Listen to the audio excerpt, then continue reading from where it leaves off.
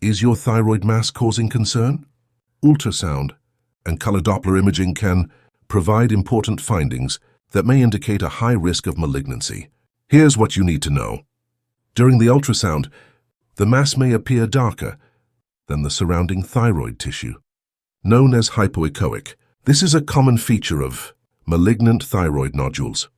Additionally, the borders of the mass may be irregular and jagged, indicating an invasive growth pattern.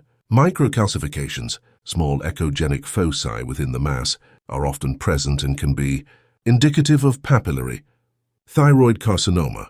These microcalcifications are sometimes associated with samoma bodies. The nodule's height is equal to or greater than its width, which is another characteristic often seen in malignant nodules. The nodule is primarily solid rather than cystic or mixed. Color Doppler imaging shows moderate blood flow within the nodule, suggesting a possible malignancy. Based on the TIRADS scoring system, if the nodule receives a TIRADS 5 classification, it is highly suspicious for malignancy, particularly papillary thyroid carcinoma. To confirm the diagnosis, a fine needle aspiration cytology, FNAC, is performed. If the FNAC findings fall within Bethesda Category 5, the nodule is considered suspicious for malignancy, and a near-total or total thyroidectomy is recommended due to the high risk of cancer. The prognosis for papillary thyroid carcinoma is generally excellent, especially when detected early. The 10-year survival rate exceeds 90%. Factors that may influence prognosis include age, tumor size, and extrathyroidal extension. In terms of management, surgery is the primary treatment. For most patients with a Bethesda Category 5 nodule, a total or near-total thyroidectomy is typically recommended. In some cases, a lobectomy may be considered.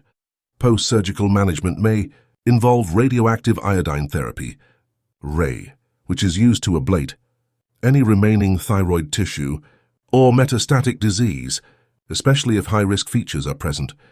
Thyroid hormone suppression therapy is also administered to suppress TSH levels and reduce the risk of tumor recurrence. Regular follow-up is essential after surgery. This includes regular ultrasounds to monitor for recurrence or metastasis. Serum thyroglobulin testing can be used as a tumor marker to detect residual or recurrent disease. Monitoring TSH levels is also crucial to ensure effective suppression. In rare cases, additional treatments such as external beam radiation therapy, targeted therapy, or chemotherapy may be considered.